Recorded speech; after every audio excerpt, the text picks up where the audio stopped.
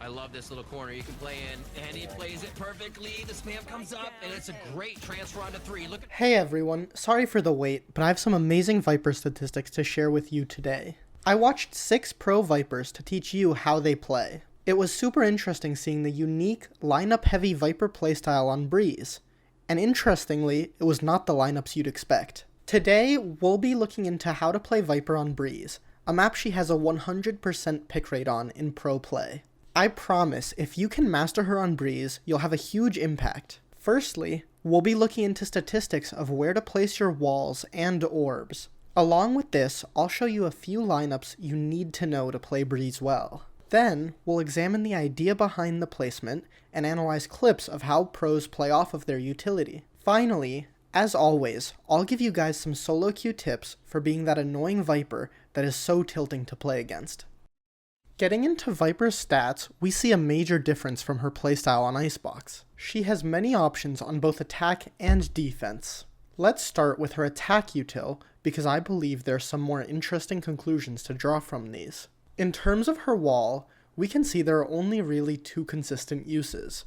The B take wall that looks like this, and the A diagonal. For the B wall, you basically just want to line it up with the half wall, and that's it. However, for the A wall, there's something more to consider. Generally, in ranked, and about half of pro teams, you'll see what I've called the deep A diagonal. This wall cuts exactly through the right pyramid like so. This used to be the only option. However, recently we've seen the popularization of what I've called the shallow diagonal. This wall looks like so, and is used by some of the best controller players, including Vanity, Depp, and Nivera. I'll show you set takes on A in the next section, but now let's discuss the move to the shallow wall here. The general thought is that if you do the deep diagonal, you allow a defender to play the wider angle into cave, where they're not visible from deep cave, and you can get a pick and fall back behind the wall. Whereas, with the shallower wall, they cannot do this.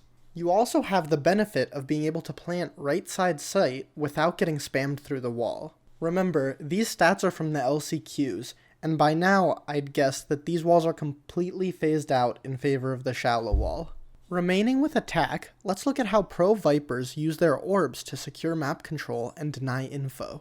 Similar to the Icebox mid orb, we see a smoke that is thrown more than 60% of the rounds, the deep tube smoke. I'll show you a lineup on screen now that I like to use, but there are many others if you don't like the run jump throw. But basically, you need to ensure that the lineup lands deep, like so, rather than in front of the doors where you could allow defenders to sneak through it to the left of it.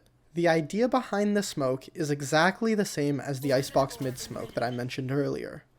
You throw it not to just take halls control, but to make defenders respect that you could be deep halls. Other than this orb, I liked both the mid-window orb and the bridge orb that were used a few times for set takes.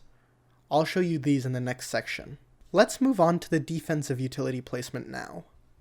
On defense, you can again see basically 2 good options, with the other walls in this graph being used commonly on ecos or with coordinated cheese plays.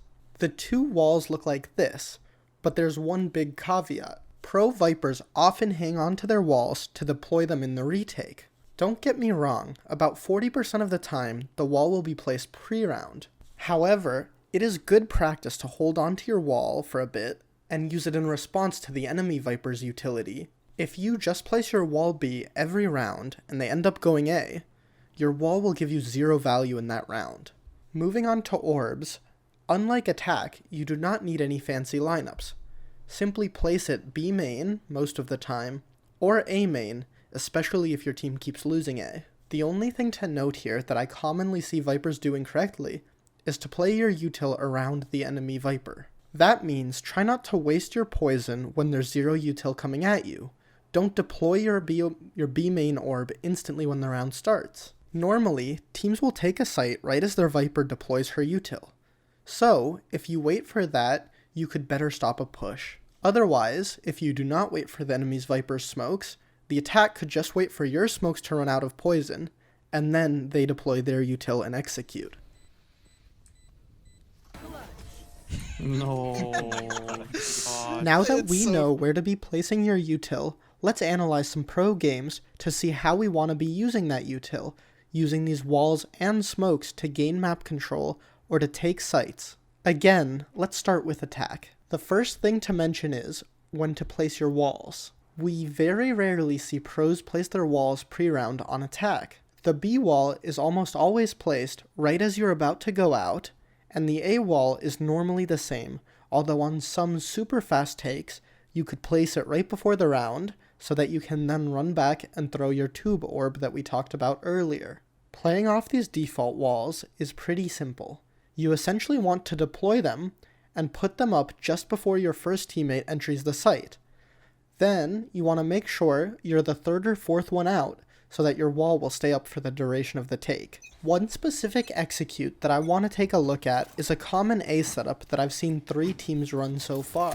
If you combine this vertical A wall with a bridge smoke, it lets you get more control of the site than usual. This is what the take looks like from 100 Thieves, along with a picture of what you should be doing on Viper specifically. Obviously, you won't have such coordination in your comp games, but if you tell your teammates what util you are throwing, and ask your Sova to throw a dart back sight and maybe drone out, you will probably have consistent success with this site take. The reason you would want to do this site take over a more default A take is if you are constantly losing rounds in the post plant. A more standard A take often allows the enemy to stay alive behind site while you get the bomb down.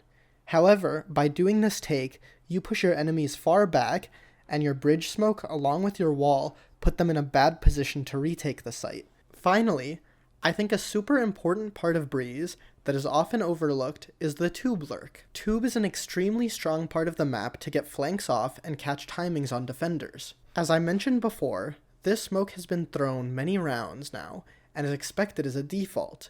Here we can see Ryze successfully use C9's ignorance to get through tube and completely evade the C9 defense. Plays like this work not because you have a set strat, but because you default the smoke so much that defenses become complacent or too lazy to keep contesting tube when they know they'll just get smoked off and not be able to see it for the duration of the round. So your takeaway here shouldn't be to lurk tube every round.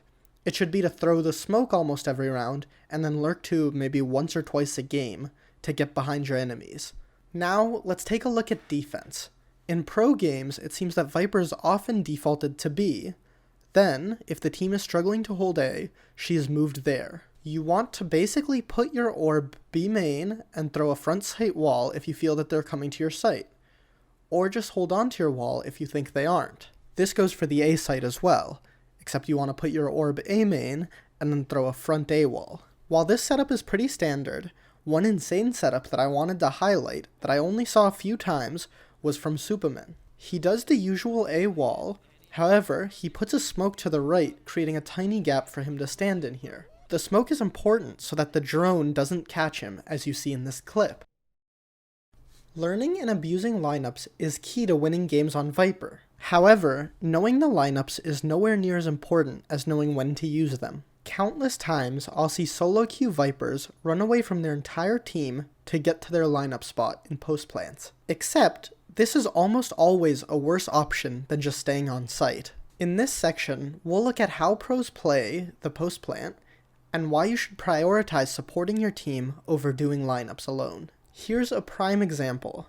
In a situation that either team could win, Boy could have easily ran back out of tube with his smoke up and played lineups from cave. However, instead he decides to stay and play off his smoke and use his mollies to delay the tube push. By doing this, he is able to hold onto a key entrance to the site, and he has a crossfire with the site players. Instead of allowing his teammates to get pinched from CT, tube, and mid all at the same time, while he would essentially just be sitting in spawn, Boy holds on to his position and makes the retake attempt incredibly awkward. In my review, I've seen countless examples where Vipers decide to stay site with their team, for example on site A, in tube, or backside B, rather than escaping when they easily could, just to play lineups. And even when pro Vipers do stray from their teams, I often see them prioritize getting a flank off rather than getting lineups off. Lastly, As always, let's look at some SoloQ tips to playing Viper. The first tip that I have for you today is to diversify your setups. What does this mean? Well, this means that you should not go and put your same B smoke and wall down 12 straight rounds on defense. That you should not go and throw the A wall every round on attack, contrary to what some ranked jets may tell you. In every single pro match I saw, the Viper played some rounds A and some rounds B on defense.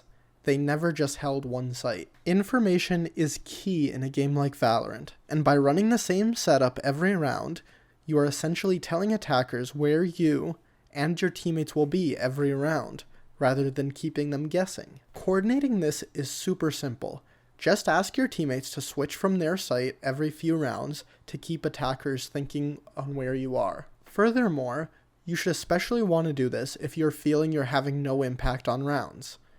Have you ever written a game off with the argument, my teammates just lost A every round?